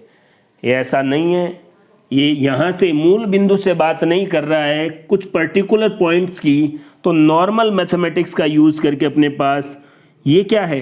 कुल दूरी। कुल का मतलब एडी नहीं है कि जोड़ना ही है, कुल दूरी आते हैं आपको, ये तो माइनस कर दिया, कुल दूरी कैसे हो गई? यहाँ से यहाँ तक की कुल दूरी, यहाँ से यहाँ तक का कुल विस्थापन, P1 से P2 तक जाने में लगा कुल समय, इधर भी T2 minus T1, average speed और एवरेज वेलोसिटी आप आराम से निकाल सकते हैं। औसत चाल से जुड़े हुए दो इम्पॉर्टेंट कॉन्सेप्ट के बारे में हम बात करते हैं, जिसमें से ये कॉन्सेप्ट जो है वो सभी एग्ज़ामों में पूछा गया है। बहुत ही ज़्यादा इम्पॉर्टेंट क्वेश्चन है या कॉन्सेप्ट है, इसको आप अच्छे से समझ लें। एक बार नहीं, दो बार, तीन बार वीडियो को देखें, पूरे स्ट्रेट मोशन या सरल रेखीय गति में से अगर कॉम्पिटिटिव एग्ज़ाम में कई सवाल बनते हैं तो इन दोनों पॉइंट्स हैं। आइए दोस्तों इसके बारे में समझते हैं। क्वेश्चन क्या है कि कोई पिंड चाल v1 से पहली आधी दूरी और चाल v2 से अगली आधी दूरी तय करता है। मान लीजिए कि कोई वस्तु है जिसको 2 किलोमीटर चलना है। पहले आधी दूरी 1 किलोमीटर तक किसी वेग से चलती है और अगले जो आधी दूरी मतलब वो भी 1 किलोमीटर उस भी कोई अलग वेलोसिटी से चलती है। मतलब आधी दूरी तक अलग वेग है और अगली आधी दूरी तक अलग वेग है। मान लो 1 किलोमीटर तक वो 50 किलोमीटर प्रति घंटे की रफ्तार से चलता है और अगले 1 किलोमीटर 60 किलोमीटर प्रति घंटे की रफ्तार से चलता है। फिर आपसे पूछे कि औसत चाल बताइए, तो बच्चे क्या करते हैं, सीधा राशियों का योग और राशियों की संख्या, जानते हैं आप औसत का राशियों का योग बटे राशियों की संख्या, उससे सॉल्व कर देंगे और आपका आंसर गलत आ जाएगा। जैसे मैं आपको यहाँ पर एक एग्जाम्पल बताता हूँ कि यहाँ से लेकर यहाँ तक किसी व्यक्ति को पहुँचना है। पहली आधी दूरी यहाँ तक उसकी स्पीड है v1। आधी दूरी बोलने में ये फ़ायदा है कि आपको दूरी बताने की भी ज़रूरत नहीं है। मान लो v1 आपको बताया 40 किलोमीटर प्रति घंटे की रफ्तार से, अगली आधी दूरी उसने तय की 60 किलोमीटर प्रति घंटे की रफ्तार से। पहली आधी दूरी को मैं S1 मान रहा हूँ, दूसरी आधी दूरी को S2 मान रहा हूँ और हम समझ गए हैं कि S1 बराबर S2, क्योंकि आधी दूरी है तो जितनी S1 होगी उतनी S2 और उसको मैंने S बोल दिया है। और आपसे पूछ रहा है औसत चाल ज्ञात कीजिए। बच्चे बिल्कुल आसान, 40 + 60 बटे 2 और कितना आ जाएगा 50 किलोमीटर प्रति घंटे की रफ्तार से औसत चाल होगी और पहले ऑप्शन में 50 होगा और आपका आंसर गलत हो जाएगा। क्योंकि क्वेश्चन ध्यान से समझना है, पहली आधी दूरी तक वेग v1 है और फिर बची हुई आधी दूरी तक वेग v2 है। आप 2 किलोमीटर जा रहे हैं बाइक पे, पहले 1 किलोमीटर तक आपने बाइक की स्पीड कितनी रखी 40 और बचे 1 किलोमीटर में आपने दूरी कितनी रखी 60 की स्पीड से रखी। अब आपसे पूछा जाए कि घर से जब आप निकले 2 किलोमीटर की दूरी आपने तय की, तब औसत चाल बताइए, तो कुल दूरी बटे कुल समय। कुल दूरी में यहाँ पर लिख रहा हूँ S1 + S2, पहली आधी दूरी प्लस दूसरी आधी दूरी। कुल समय में बोल रहा हूँ T1 + T2, पहली आधी दूरी तय करने में लगा समय और दूसरी आधी दूरी तय करने में लगा समय। हमें पता नहीं है, S1 और S2 बराबर है, T1 समय निकालना है तो दूरी बटे चाल, दूरी हम S1 मान रहे हैं और चाल v1, T2 है S2 अपॉन में v2। T1 की वैल्यू यहाँ रखेंगे और T2 की वैल्यू यहाँ रखेंगे। मैं इनको यहाँ से मिटा के यहीं रख देता हूँ। क्या आ जाएगा S1 अपॉन में v1, S2 अपॉन में v2। एलसीएम ले लेंगे v1 v2।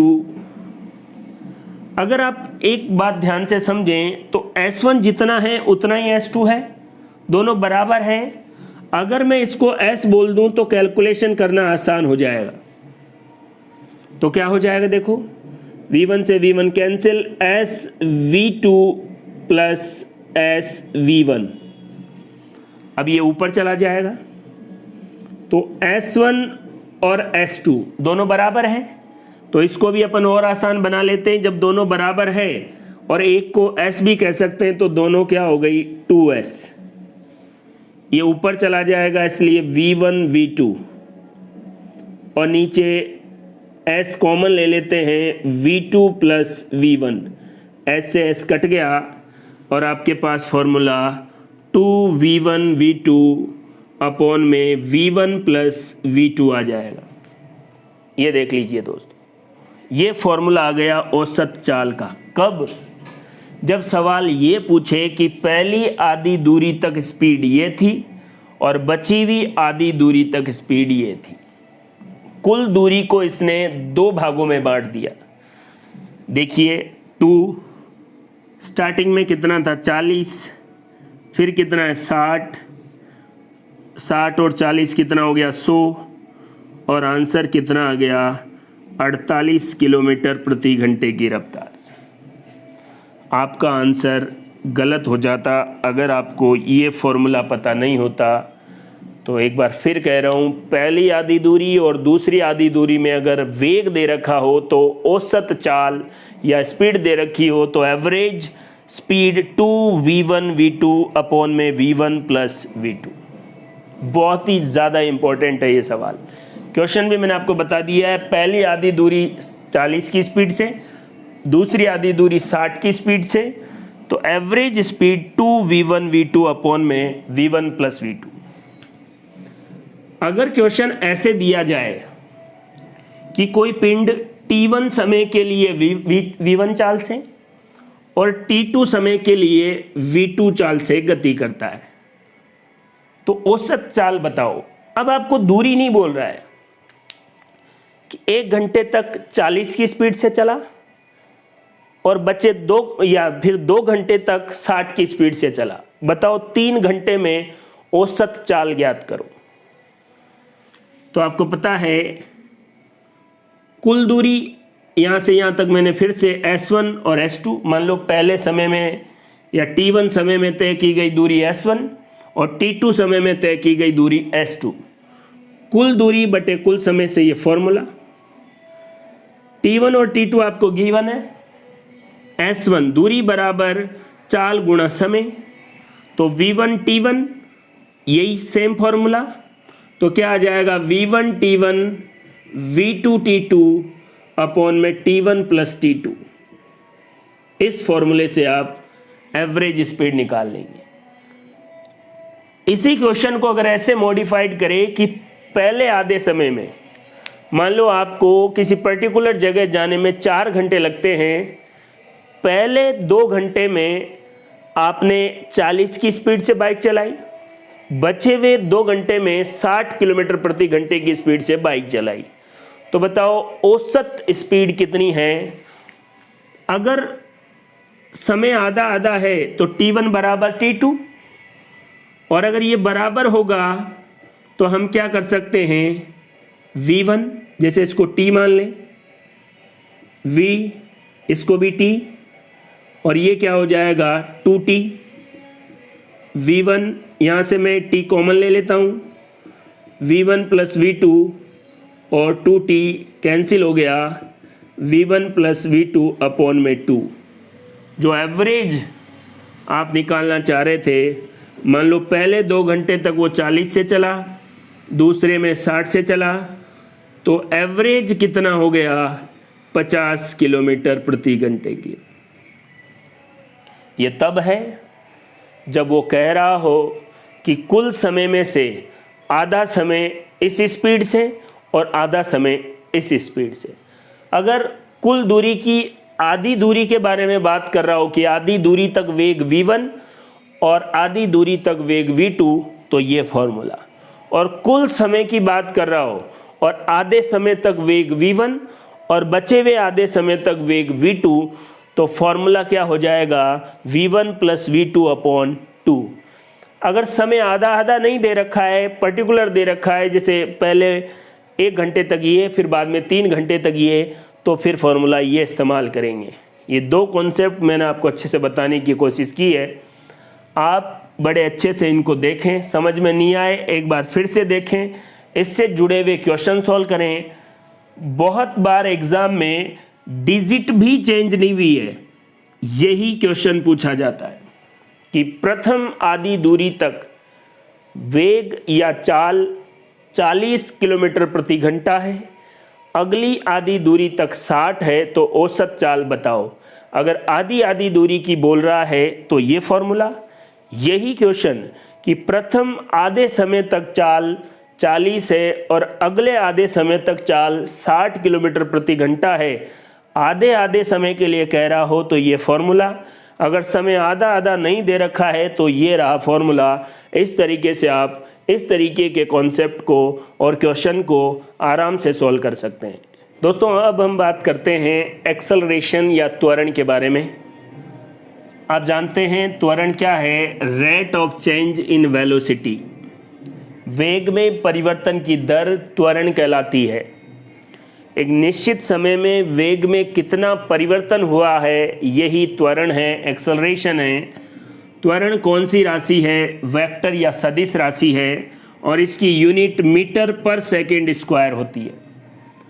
ए बराबर final velocity minus initial velocity upon में टी।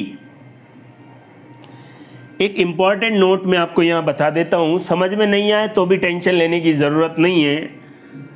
अगर वेलोसिटी का समय के सापेक्ष आप अवकलन करेंगे, डिफरेंशिएशन करेंगे तो त्वरण आएगा। जब आप विस्थापन का, डिस्प्लेसमेंट का समय के सापेक्ष डिफरेंशिएशन या अवकलन करते हैं तो वेग या वेलोसिटी आता है। तो ये फॉर्मूला आपको क्या कह रहा है कि विस्थापन का डिफरेंशिएशन 2 बार करें तो क्या आ जाएगा? एक्सेलरेशन। अभी आप परेशान नहीं हो, अवकलन और समाकलन अपन अच्छे से बात करेंगे। देखो, एक बार विस्थापन का डिफरेंशिएशन करेंगे तो क्या आ जाएगा? वेलोसिटी। फिर वेलोसिटी का करेंगे तो क्या आ जाएगा? एक्सेलरेशन। यहाँ एक और बड़ी शानदार बात, अगर वेलोसिटी का डिफरेंशिएशन विस्थापन के सापेक्ष करें और उसको वेग से मल्टीप्लाई कर दें तो भी त्वरण आ जाएगा। फिलहाल आप इन चीज़ों को याद रखें कि ऐसा हो सकता है। जब डिफरेंशिएशन या इक्वेशन के बारे में हम बात करेंगे तब और अच्छे से समझ लेंगे। पहली कंडीशन मैं आपको एक्सेलरेशन से संबंधित क्वेश्चन बताता हूं। एक वस्तु विराम अवस्था में है, 4 सेकंड बाद वो वस्तु 72 किलोमीटर प्रति घंटे की रफ्तार से चलने लग जाती है।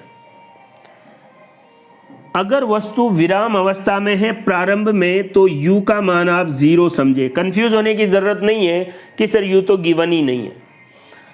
अंतिम वेग कितना हो गया? 72 किलोमीटर प्रति घंटे की रफ्तार। लेकिन किलोमीटर प्रति घंटे को मीटर प्रति सेकंड में बदलना हो तो 5/18 से मल्टीप्लाई कर देंगे 4 और कितना आ गया? 20 मीटर प्रति सेकंड आ गया SI मात्रक में। अगर अंतिम वेग किलोमीटर प्रति घंटे में है तो उसको मीटर प्रति सेकंड में बदलना नहीं भूलें। तो बताइए, फाइनल वेलोसिटी 20, प्रारंभ में 0, टोटल टाइम लगा 4, तो क्या आ गया? 5 मीटर प्रति सेकंड स्क्वायर। किसकी वैल्यू आ गई? एक्सेलरेशन की। कंडीशन 2, अगर कोई ऑब्जेक्ट या वस्तु पहले से ही 72 किलोमीटर प्रति घंटे की रफ्तार से चल रहा था, आपने उस पर ब्रेक अप्लाई किए और 2 सेकंड में वो विराम अवस्था में आ गया।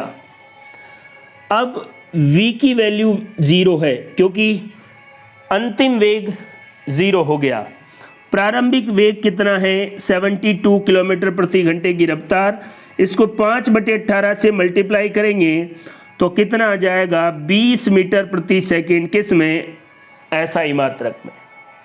अब यहाँ पर एक्सेलरेशन निकालना है तो देखिए, फाइनल वेलोसिटी 0, इनिशियल वेलोसिटी 20 और टाइम कितना लगा है? 2, तो माइनस के 10 मीटर प्रति सेकंड स्क्वायर। एक्सेलरेशन माइनस में आ सकता है क्योंकि एक्सेलरेशन वेक्टर क्वांटिटी है, दिशा पर निर्भर करती है। लेकिन एक इंपॉर्टेंट बात आप याद रखें, अगर त्वरण का मान माइनस में है तो उसको रिटार्डेशन या अवमंदन कहा जाता है। इसी क्वेश्चन में आपसे ये पूछे कि त्वरण का मान ज्ञात करो तो आपकी वैल्यू -10 मीटर प्रति सेकंड स्क्वायर, और इसी क्वेश्चन में अवमंदन या रिटार्डेशन की वैल्यू, तो क्योंकि आपको पता है ऋणात्मक त्वरण क्या होता है? रिटार्डेशन, तो माइनस नहीं आएगा, प्लस के 10 मीटर प्रति सेकंड स्क्वायर। कंडीशन 3 क्या कहती है कि एक ऑब्जेक्ट पहले 54 किलोमीटर प्रति घंटे की रफ्तार से चल रहा था, 5 सेकंड बाद उसने 72 किलोमीटर प्रति घंटे की रफ्तार पकड़ ली। अब त्वरण ज्ञात करें तो आपको पता है फाइनल वेलोसिटी जिसको हम कैलकुलेट कर चुके हैं मीटर प्रति सेकंड में, इसको भी करना है तो 5/18 कितनी बार हो जाएगा ये 3 बार, और 15 तो 20, इसकी कितनी हो गई 15 मीटर प्रति सेकंड माइनस प्रारंभिक बटे में 5, कितना आ गया 5/5 1 मीटर प्रति सेकंड स्क्वायर। एक्सेलरेशन से त्वरण से संबंधित 3 तरीके ही क्वेश्चन में आपसे पूछे जाएंगे। ये डिफरेंशिएशन वाली वैल्यू आपको याद रखनी है। ऋणात्मक त्वरण क्या होगा, रिटार्डेशन या अवमंदन। अगर त्वरण का मान -5 मीटर प्रति सेकंड स्क्वायर है तो अवमंदन का मान माइनस हट जाएगा 5 मीटर प्रति सेकंड स्क्वायर। एक इंपॉर्टेंट बात यह भी है कि एक समान त्वरण या असमान त्वरण या वेरिएबल एक्सेलरेशन, वही डेफिनेशन, समान समय अंतराल में वेग में परिवर्तन क्या है, एक समान है तो एक समान त्वरण होगा। समान समय अंतराल में वेग में परिवर्तन क्या है, एक समान है तो एक समान त्वरण, यूनिफॉर्म एक्सेलरेशन। यूनिफॉर्म एक्सेलरेशन, ये देखिए वेरिएबल एक्सेलरेशन, अगर समान समय अंतराल में वेग में परिवर्तन असमान है तो वेरिएबल एक्सेलरेशन। इन दोनों के बारे में आपको अच्छे से समझ में आ जाएगा क्योंकि हमने वेरिएबल वेलोसिटी, वेरिएबल स्पीड सब बात कर ली है। लेकिन एक बात याद रखें, वेरिएबल एक्सेलरेशन में डायरेक्शन और मैग्नीट्यूड दोनों ही बदलते हैं। यदि डायरेक्शन और मैग्नीट्यूड दोनों ही बदल रहे हैं पर्टिकुलर समय में, किसके, वेग के, अगर वेग में दिशा भी बदल रही है और मैग्नीट्यूड भी बदल रहा है तो वो कौन है, परिवर्तनीय त्वरण। और अगर वेग क्या है, समान समय अंतराल में एक समान वेग है, ना दिशा बदल रही है ना मान बदल रहा है, तो एक समान, क्योंकि आपको पता है मान नहीं बदले और दिशा भी बदल जाए तो भी वेग को क्या होगा, परिवर्तन ही माना जाएगा। देख लीजिए आप, यदि वेग का मान और दिशा दोनों नहीं बदले समान समय अंतराल में तो एक समान त्वरण होगा।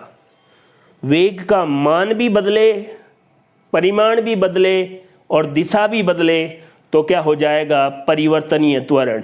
और इसका उदाहरण वही एक समान वृत्तीय गति। दोस्तों याद रख लीजिए, एक समान वृत्तीय गति में एक समान चाल होती है, परिवर्तनीय वेग होता है। वेग बदलेगा तो उसका परिमाण बदलेगा और उसकी दिशा भी बदलेगी, क्योंकि आपको पता है दिशा बदलने से परिमाण पर भी कहीं न कहीं इफेक्ट आएगा, क्योंकि ये कौन सी राशि है, सदिश राशि है। यदि समान समय अंतराल में वेग की दिशा और मान समान है तो एक समान त्वरण, यूनिफॉर्म एक्सेलरेशन। वही बात अगर आपको ये बोला जाए कि वेग और समय के मध्य ग्राफ खींचिए और अगर सीधी रेखा आए तो आप क्या मानेंगे कि यूनिफॉर्म वेलोसिटी है। निश्चित समय अंतराल में वेग एक निश्चित या वेग में परिवर्तन एक समान है, लेकिन अगर लाइन जिग-जैग आए इसका मतलब निश्चित समय अंतराल में वेग में परिवर्तन अलग अलग है, और ऐसा किसमें है, एक समान वृत्तीय गति में। तो दोस्तों इस वीडियो में हमने सरल रेखा में गति, उससे संबंधित इंपॉर्टेंट जो कॉन्सेप्ट थे वो मैंने आपको बता दिए हैं। ये आपके एग्जाम में बहुत ही काम के हैं। एक एक चीज़ को आप अच्छी क्लियरिटी के साथ पढ़ें। मैं आपको पहले भी कह चुका हूं, अब भी कह रहा हूं, इस टॉपिक से डायरेक्ट भले ही आपसे सवाल नहीं पूछे, लेकिन इसको कनेक्ट करके बाकी टॉपिक से आपसे सवाल पूछे जा सकते हैं। डायरेक्ट सवाल पूछे, ऐसे भी इसमें बहुत सारे कॉन्सेप्ट है जिनको आप बड़ी क्लियरिटी के साथ पढ़ें। अच्छे से अपनी तैयारी जारी रखें। थैंक यू, धन्यवाद।